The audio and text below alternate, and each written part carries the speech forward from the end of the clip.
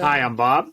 And I'm Sherry. And this is Mostly Politics with Bob and Sherry. And today we're interviewing Mary Jo Costello, and she is a retired Navy officer. Thank you so much for your service. And the founder of Team Red. Mary Jo, how are you today? Hi, Sherry. Hi, Bob. I'm great. Thanks for having me on. Great. Mary Jo, tell us a little bit about yourself and your Navy career. Okay, well, when I graduated from college, I was interviewing like you do to get a job, and I went to the Navy recruiter as one of my career, interview options. And I come from a background with significant amount of military, and I fell in love with the Navy. So I went to take my oath, and I had fallen in a ski accident the weekend before, so I had an ace bandage on my knee, and they pulled the plug on my Navy oath. And I was supposed to go to Oakland, California as a full-time registered dietitian at the hospital.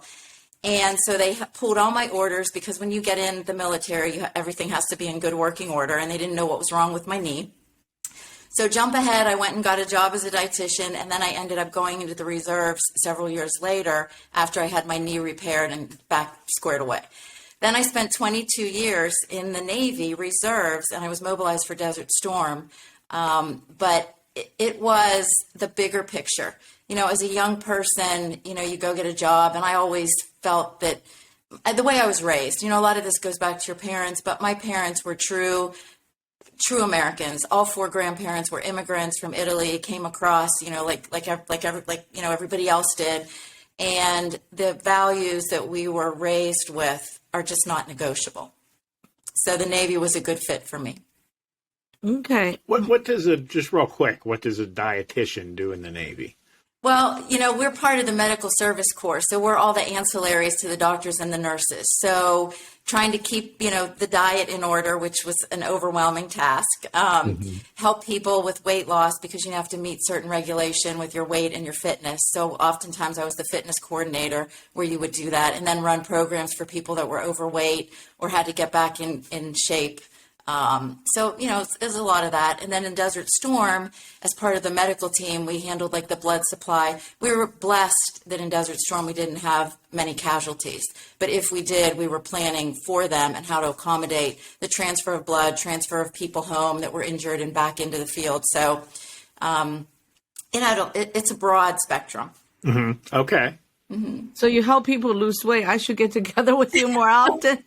Believe me, Sherry, the outside world does not help. It is very difficult to eat healthy in America today. Yes, that's true. So you are founder of Team Red, and you're politically active in the Allegheny County area in Pennsylvania. Can you tell us a little bit about why did you found Team Red, and when did you start getting political active? Okay, so when I was in college in downtown Philadelphia in the 70s, I was a student for Reagan. And we would walk around the city of Philly, which was not a safe area at the time, with buttons and badges and never thought twice about being afraid. And then Ronald Reagan called in the night he won. And that's kind of where my activism stopped. Then I, got into the Navy, felt that I was always doing my job as a good citizen. I understand the concept of the Constitution because my dad beat it into our heads, so I got the whole thing. And then, of course, being in the Navy. But I went to D.C. on January 6th. Well, first of all, I had people at my house the night of the election, and that was when it started. The Donald Trump, the 2020 election, when we watched the numbers go down right in front of our face. Then I went to D.C. on January 6th, comfortably 2 million people, all like-minded, just like us. I was on the ground for about 72 hours. We slept about 4 hours. And Sherry, you'll appreciate this. Lots and lots of little Chinese girls, especially, running around with just piles of newspapers asking us to take them and thanking us for supporting Donald Trump because without America, the people of China have no hope. And this was rampant. There was not one stitch of violence. There was not even anybody that looked like Antifa. It was fabulous. I met so many people from all over the world. And we went up the steps. I did not go in the Capitol, but we were all spread out everywhere, piled up with, all kinds of different people. And when we got back and we heard that the election was certified and Mike Pence had let us down and everything that went around that, we came home and everyone just went into this funk. You know, it was just, what has happened? We know this election was stolen, and you feel helpless. You feel hopeless. You feel helpless. You're just stuck. So I get on the phone and I call a couple friends because we all felt the same. And I said, just come over to my living room on a Wednesday night. And we sat here and we just told horror stories about the election and how all the cheats and the affidavits, and everybody has a story about how they no longer trust the election. So the 3 of us turned into 6 of us, and then 8 of us. And then pretty soon we had 2 guys involved, and we ended up at my dining room table. And then I said, let's move it to Al's Cafe, because Al's has been a really good place during all the Trump era. Like, all the Trump rallies would leave from there, and they were always just really patriotic. And by this time, everybody else was going crazy. Like, you know, you start wondering, is this the same America that we're living in, because of all the craziness that's happening in our schools, and with all this, all the things with our churches and the shutdown and COVID. So we ended up going to Al's, and honestly, I don't know how it happened. It just exploded. So we have had great success, and it's not just about Team Red. What has happened is there are thousands and thousands and thousands of Team Reds. They're just by different name. Audit the Vote PA is a Team Red times, a bazillion, because they are huge. Washington Patriots is a Team Red. Butler, everybody has established, I'm just naming our local areas, but across the country, these little Team Reds with different names are everywhere. Moms for Liberty, Moms for America, Freedom Works with Best. I mean, there are so many patriot groups that have formed. So I'm just one little one, but let me tell you, it outreaches. So the key to this is what we believe is the coordination of patriot groups. Nobody wants to take over each other's groups. I don't want Audit the Vote. Audit the Vote doesn't want Team Red. We each have subtle different missions, but mainly the demographics. Like, I'm Allegheny County for the most part, but people come from everywhere. But Audit the Vote is solely election integrity. So when we want to address election integrity, instead of reinventing the wheel and everybody talking about the same thing all over the place, we rely on Audit the Vote. When I rely on school stuff, I rely on BEST, which is Freedom Works in Washington, D.C. They have a phenomenal parent education program. So rather than everybody reinventing the wheel, it's incredible, because then when we all come together, let's say that Donald Trump's coming to town this week. Instead of me trying to scramble 20 people, I pick up the phone and call 20 leaders of all these different groups, and boom, everybody deploys. And this is what's happening with the precinct strategy too. I call your county, I call this county, and then everybody says, okay, let's get these committee people filled, because we have failed. I can't find a single person that can stand up and say that the Republican Party has done a great job for us. They have failed us, period. And that's why we're mostly Republicans. We welcome Democrats. We welcome Libertarians. We welcome anybody, because as we know, those people are leaving their party as well. But we are holding the GOP accountable, and they know it and they don't like it. And that's okay. What are some of your core issues or core values? Like, what you mentioned election integrity. What are there some of the main issues? Yeah, I would say election integrity is huge, because without election integrity, pretty much nothing else matters. And that's really scary, because even what we're seeing in Pennsylvania, there is so little trust. And then what do? They hand it to us. They fill our ammo bags, run out of ballots, counting votes, counting blank votes. So election integrity, I have to say, plus it is the number one issue to Pennsylvanians right now. And I believe that's across the country. Funny story, the people that I met on the steps were at an event last night with Dr. Frank in Idaho, or Idaho and Colorado. He was traveling around. My friend saw my picture on the screen he had a picture of the moms from Washington County on the screen in Idaho. This message is resonating, and election integrity is massive. So that's probably number one. But then equally as important is the Constitution, the Bible, and our babies. And that's what we tell everybody. If you just stick to that, it's easy. This is not hard. This is very simple. Bible, Constitution, and babies. Boom.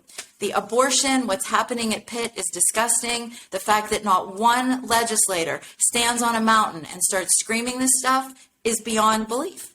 So if we don't make the noise, and it can't be just me, it can't be just you, the show is incredible. Like I said, getting the word out is really, really important, but we need everybody. because just like January 6th, had January 6th not happened, imagine where we had been, where we would be. If Donald Trump had not won in 2016, our country would be gone. I believe Pennsylvania is pretty much gone right now. We really need to get our arms around it. This critical race theory, this election stuff it's an emergency. So when it comes to election integrity, you know that the Republican Party in Pennsylvania are the one gave this Act 77 with the mail-in ballot. And right now, Pennsylvania U.S. Senate race is in this turmoil right now between McCormick and Dr. Oz. And McCormick just sued to count the undated ballot, which I believe is not legal. And why do you think this is such, when you say you're going to hold GOP accountable, because you really can't blame the Democrat side for what's happening in the Pennsylvania Republican primary. So what's your thoughts on that with the uncounted votes and all that stuff? Yeah, I mean, it's so easy to blame the Democrats, but quite frankly, we didn't need the Democrats to win the 2020 election. So I generally say, don't worry about the Democrats. Don't worry about the liberals. We didn't need any of them. We crushed the 2020 election. Is that not true? Right? We won. So forget the Democrats. We have to look at our own party. And this is a perfect example because this is all Republicans, this primary. Now, if somebody thinks this is a free and fair election, God bless them. Because I was a judge of election, and it was the first time I ever did it. I took a training course online. I had a great team of 4 other people who had never done this either. You get this training manual that's like 80 pages long, a scanner, a true vote machine, paperwork, a purple bag, a yellow bag, a blue bag, a box under the machine, the ballots, this ballot, the true vote ballot. It is this massive operation. They drop off tables, and you do all this custody, chain of custody, blah, blah, blah.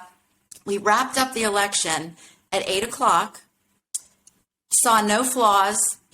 Although it depends what you consider flaws, because we had people come in with spoiled ballots, provisional ballots. We don't even know if they ever get counted. They say they do, but they have to cross-reference the provisionals with if they voted somewhere else. I have stories about people that went in that are registered Republicans, but they showed as Democrat. One person wouldn't let them switch their party back to what they were. Another person said, oh, okay, here's a Republican ballot, and just handed it to them. The poll workers are not trained, including me. I just did my own PhD project on studying a book, and I picked it up 2 days ahead. It is not easy to be a poll worker. There is a level of detail that does not come naturally.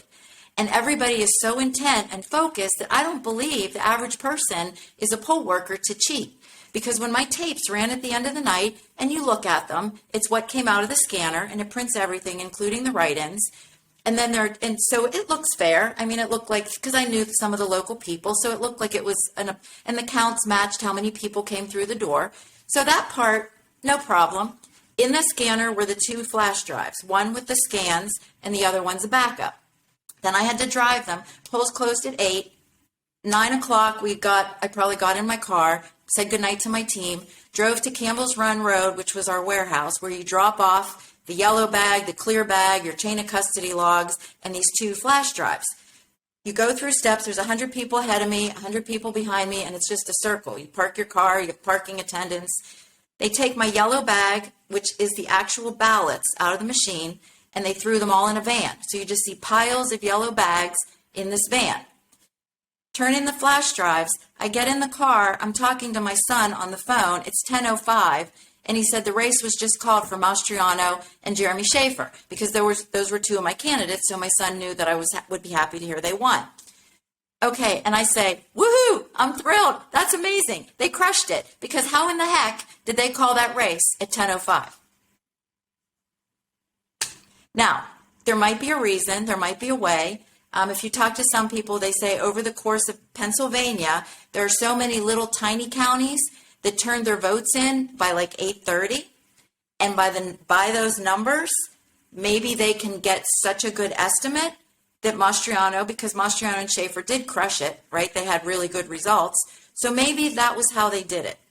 But to the average person watching this process, then adding in the problems, I must have had at least 17 emails from different places of people that were running out of ballots. We ran out of Democrat ballots. So everybody that thinks it's a Republican issue, we ran out of Democrat ballots, which forced us to put the Democrats that came in on the express machine for handicap, people that can't use the regular machine. So we went through like 20 ballots on the old voting machine that they use for, handicap or people that can't access, do the write-in. It's crazy. It's crazy. So even if you think we have a perfect election system, those people can't even get on. And the problem that I see, 2,000 Mules was an absolute fabulous wake-up call, because a lot of people don't want to get involved. They say, oh, yeah, there's some cheats, there's dead people voting. But even those mail-in ballots and the mules are just one of the many, many, many ways they cheat. And if you've seen Dr. Frank, he talks about the algorithms. Fascinating, fascinating math. Then you have the mules, the mail-ins. Then you have this, I call it smoke and mirrors, this process of steps and steps. You never see what the machine does. You don't know where those flash drives went. You don't know who's the double count. It's so confusing, and it has become so many levels that even if you want to trust it, you can't. And we have to clean it up. What specific changes would you like to see to the election laws? What do you think would address these problems? I mean, I'm not speaking so much for myself. I'm speaking pretty much in common with all of us that have boots on the ground, like 24/7 doing this.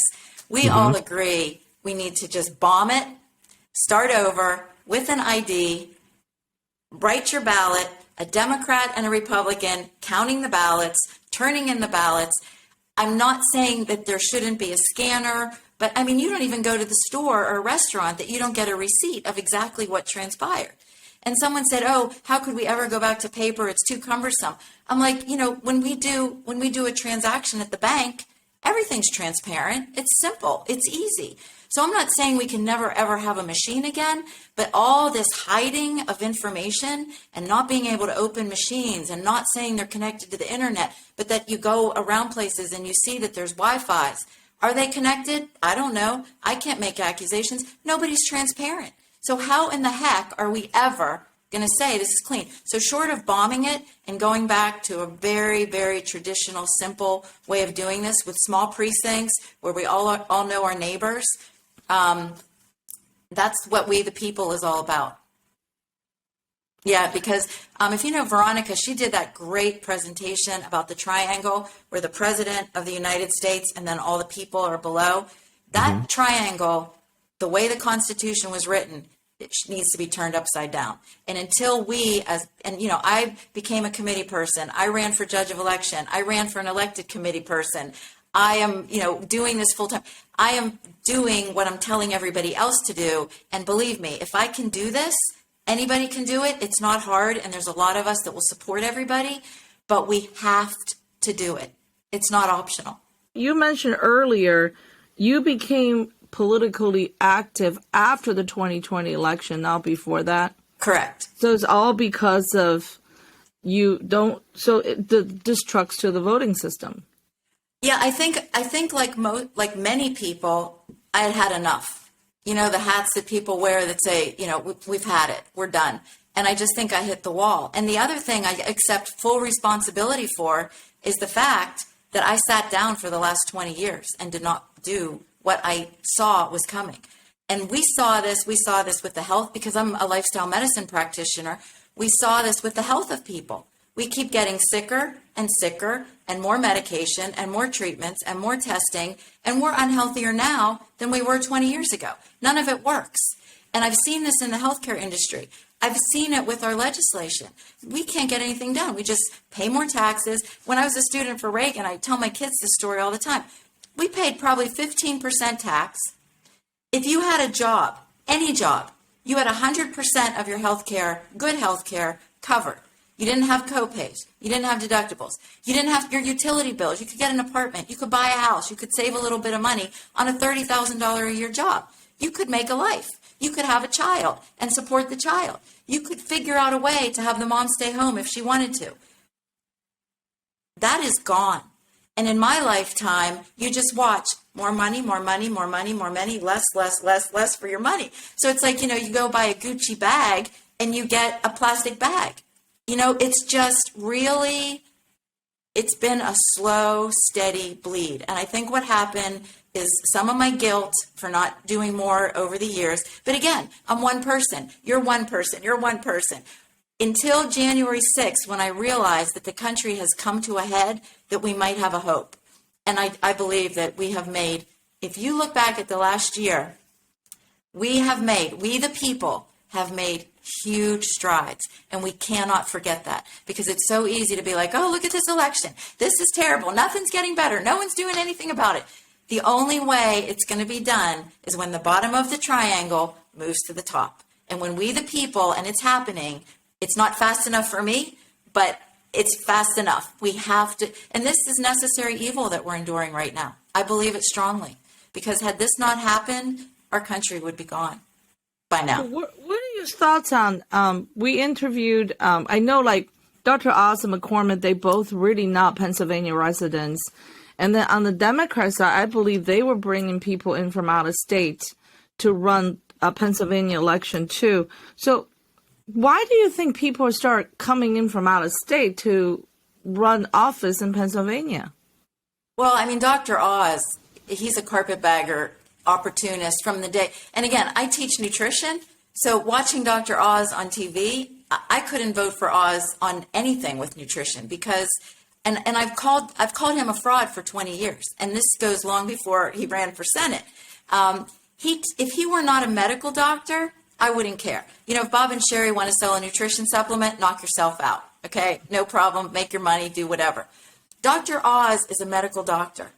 And when you teach people the truth and the fake or the false, one truth plus one false equals false.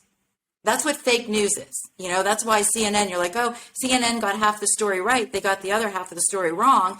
And then you put it together and it equals false. Dr. Oz has done that to the public since he's been on television. I didn't watch Dr. Oz, but I watched enough when I had to, when people would come to me, because I spend more time dispelling his information than I do teaching nutrition. So to me, that's a perfect example of an opportunist. And that translated perfectly. The minute Sean Parnell dropped out, here comes Dr. Oz, never lived a day in his life in Pennsylvania. And why? Because he wants to save Pennsylvania? That doesn't even compute. So why do you think Trump endorsed him? That is the $1 million question. Something you said, how you described, it's okay if Bob and Sherry want to sell a supplement, but if he's a medical doctor, he's held to a higher standard. Absolutely. What I heard you say. Yeah. And, the talk of misinformation that we hear from the most influential, largest news organizations in the country, they point to these relatively small, less influential individual groups and people for misinformation. So I guess what I'm saying is, I feel like if they want to put themselves in that position, they need to be perfect themselves. They need to be held actually to a higher standard, and I don't think that they are. 100%. Mm-hmm. Yeah, so there was $1 million question. Now, what if Oz does win the Pennsylvania Senate primary? Will you not vote for him? Well, I'm going to take the fifth on that for now. Okay. Because, fair enough. Yeah, okay. Because I don't believe we should start a third party. I don't believe that. I am trying desperately to work with the GOP. I make it known all the time. But when the GOP blatantly divides our party, not me, they can talk about me all day long. When the GOP out loud on the news blatantly divides our party, it becomes very difficult to work with them because they are not willing to work with us.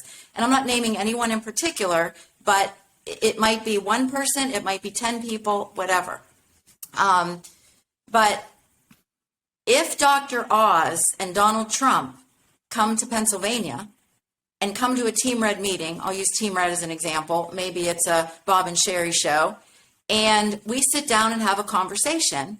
And Dr. Oz talks to us like a human being and does not evade the questions and does not answer them incorrectly. Like when you ask him a pro-life question, he fails. When you ask him a Second Amendment question, he fails. So I can't vote for someone that is not going to be pro-Constitution, pro-life, Bibles, period. I can't do it. I cannot. The days of the patriots, and I speak on behalf of a lot of people, the days of us pulling the red lever because the Republican Party tells us to are gone. It's gone. We're not doing it because that's what we've done for so long. Go ahead. So you're saying that you will, there's 6 months before roughly 6 months before the general, that you will judge based on the issues. Yes. So if he's not solid on the issues from your perspective, you're not going to vote just to block a Democrat. Correct. And that is true because I will tell you it will be, and I speak for myself right now, that's all, just me. But I promise you this is why there's a movement. It's not because of the Democrats. It's because of our own party. Okay? So I promise you that I don't promise you. I think it's going to be very difficult for Dr. Oz to convince a lot of us because you can't just talk. You have to walk the walk. Mm-hmm. And until he does that, just coming to a meeting and saying I'm going to do this is not going to fly. Period. Well, so, and not to put words in your mouth, but I just to see if I understand what you're saying. If the Republican Party puts up a candidate that doesn't reflect your values, it's not on the right side. Not my values. Oh, the Constitution, the Bible, and our babies. Gotcha. That's our founding fathers. So if they don't put up a candidate that's consistent with that on the issues, then you won't. I mean, would you not vote for them? Is that sort of telling the GOP that we're not going to vote for somebody just because they're a Republican? I believe in voting. Okay, so I'll give an example. Look at the Oz-McCormick race. Pennsylvania sent a big, loud message to Donald Trump and everybody else. We did not want Oz. We didn't want Oz. That should be enough to say, whoa, something's going on in Pennsylvania. Kathy Barnett, I don't believe the election results. I don't believe, this is me talking. I have no evidence, no facts. This is MJ's gut. I do not believe that McCormick and Oz could be 1 vote apart or 1,000 votes apart. It doesn't make sense. I believe they ditched Kathy Barnett votes somewhere. Kathy was neck and neck with Oz. McCormick was 3rd. This is so crazy. And the only reason Oz got any votes at all is because of the Trump endorsement. I know people that a lot of Republicans blindly voted for Oz because Trump endorsed him. And then there's people that like Oz and they voted for him. That's all fine. But if somebody doesn't see the message, Donald Trump, that Pennsylvania does not want Oz, I give up. Yeah, whereas Mastriano clocked the vote, Jeremy Schaefer clocked the vote. Now, assuming that we believe the vote. There's another school of thought that says, oh yeah, they let Mastriano win, and then they cheated on the Del Rosso vote so that somebody keeps an eye. I don't know. I don't know because we don't have a transparent election. So who really won? Don't know. That's why the whole Oz-McCormick thing, don't know. So it seems like the Republican has a grassroots movement, and so as on the Democrat side has a grassroots movement. But it seems like the grassroots movement on the Democrat side is more successful at taking over the establishment, and Republican side are struggling. Why do you think that is? Easy answer. The Democrat, and this comes straight from the president of FreedomWorks, and FreedomWorks is the biggest grassroots conservative organization in America. They've been around for years. They're in Washington, D.C. He said, why do Republicans lose? And everybody raises their hand. Oh, because we're working, we're out raising our family, we're doing this. He's like, yeah, that's all true. But we do not have a plan. And if you didn't ever see this before, this year has been the perfect example. The Democrats had a plan 60 years ago. Their precinct committee positions are pretty much full. They have a plan for 60 years from now. When they wake up every morning for the last 3 years, they know I'm going to vote for Josh Shapiro. period. When you saw in the primary the Republican ballot and the Democrat ballot, the Democrat ballot was half white space. They had like 3 choices. The Republican ballot, blah, blah, blah, blah, blah, blah, blah. We all want to be free thinkers. We all want to have our ideas. We all want to throw each other under the bus. People are talking smack on Team Red. They're talking smack on Audit the Vote. They're talking smack on Facebook. They're talking smack. Get up out of your social media world and do something. Go be a precinct committee person. But the Republicans have a real problem, and that is they do not get along, and they do not have a plan. And the only thing they see, and boy, if you didn't see it this time, I give up. The only thing they see is the next election. Done. That's it. So they're not focusing what's happening now. They're focusing always the next election. And they have no plan. In Pittsburgh, and I'm sure you know this, in the city of Pittsburgh, we went into this election, not maybe this one, but the one before, I think it was 98% of our Republican committee seats were vacant in the city of Pittsburgh. How do you ever expect to have a say or have a win at anything? The Democrats, filled from the time they're born. They have, and it's amazing. We should do what they do. They have a process. They have a system. They're efficient. They're smart. Their values, at the end of the day, Kathy Barnett used to say this. They want the same thing we want. A paycheck, a family, a house, to be able to have a happy life and be able to buy baby formula for your kids, to be able to go on vacation and drive a car. Everybody wants the same thing. The only difference is the Republicans tend to be more free thinkers and they want to solve the problems instead of giving it to the government. It's the only difference. We all want the same thing. That's why we welcome Democrats. We welcome libertarians. That's one of the big reasons I loved Kathy Barnett, because she walked into a room and everybody was on her team. You know, it was just... It's just really easy to understand when you just want what's best for everybody. But man, when you put the government in it, they ruin everything. They've ruined education. They've ruined healthcare. They've ruined our food industry. Everything they touch, they ruin. And I don't believe that just because you're black or just because you're a minority, that your plan is to be on assistance for the rest of your life from the government. That is not the case. So do you currently have Democrat and Libertarian on Team Red? Yep. Okay. And in Pittsburgh, a lot of people have Republican values. I mean, a lot of Democrats have Republican values because their parties left them too, just like our parties left. So now there's a lot of people in this undecided, I'm all messed up. I mean, I have friends that have been lifelong Republicans that switched to independent because they're sick of it, because they feel like that's their way to do it. And I'm like, no, switch back to Republican and let's talk. And education is huge. If I do nothing else with Team Red but to educate people, not me, but I bring in people to educate, to me, that's the best thing we can do. Because 2 years ago, I didn't know half of what I'm talking about right now. Would you think that if Kathy Barnett run a write-in campaign in the general election, do you think that's a good idea for her, or do you think? You know what?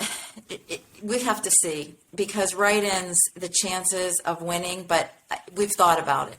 Believe me, because we'll see what our choices are at the end of the day, and we'll see what happens. I mean, I've been on the Trump train since he came down the escalator. Do I think he's a perfect man? Absolutely not. But that makes him even better, right? He's human. But this Oz endorsement, he's got some explaining to do. So we'll see. Do you have any idea how big your kind of influence is? Like how many people are involved in Team Red?